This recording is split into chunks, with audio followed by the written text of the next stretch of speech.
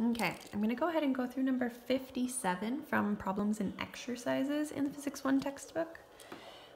So this one says that a ship sets sail from Rotterdam, the Netherlands, heading due north at 7 meters per second. So I should draw this again and do never eat shredded wheat again.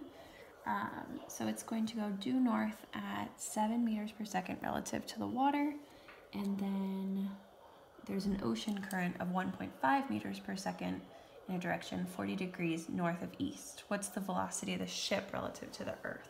So we actually need to add these vectors together because we want the motion relative to the water plus the motion of the water relative to the Earth so that we can get the motion of the ship. And we also need to think about if it's going in the same direction, if the current's working with it or against it, but we'll see that when we draw our vectors.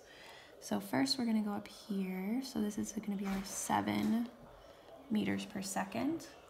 And then we need to draw our 40-degree angle here and say that we go another 1.5 meters per second, and then that is 40 degrees.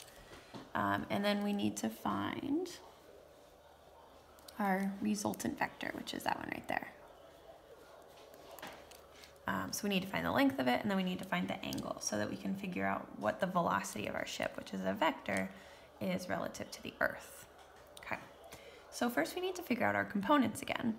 Our 7 meter per second one is pretty easy because it's all north, right? So that's all in the y direction. But this 1.5 meters per second, 40 degrees one, we will need to figure out. So we need to find the x component and the y component of that. So we know that this angle right here is 40 degrees. We know that the length of this is 1.5.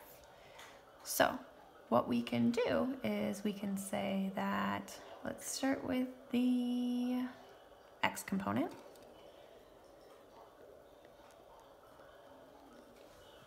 And we can say that it is adjacent, right, to our angle. So we can say that this is going to be 1.5 times cosine of 40 degrees. And then our y component, we know that we're going to start with that's 7, and then we're going to add to that 1.5 times sine of 40 degrees. So that'll give us our components. So let's go ahead and figure those out. 1.5, 40 cosine times 1.5 is going to be 1.15, and then my y component is going to be 40 sine times 1.5 plus 7.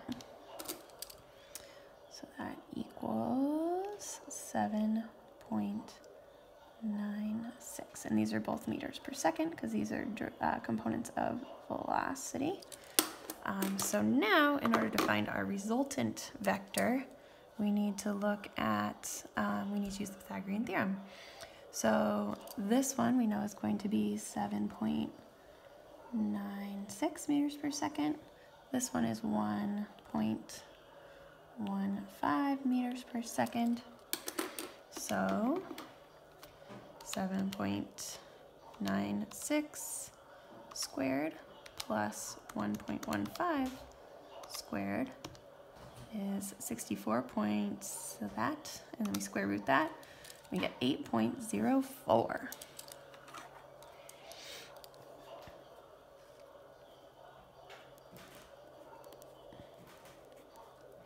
Meters per second. Now we need to figure out the angle that that's going at, because that's the other important piece for our vector, right? We need to know what direction it's going. So we can figure out our angle theta, which is here,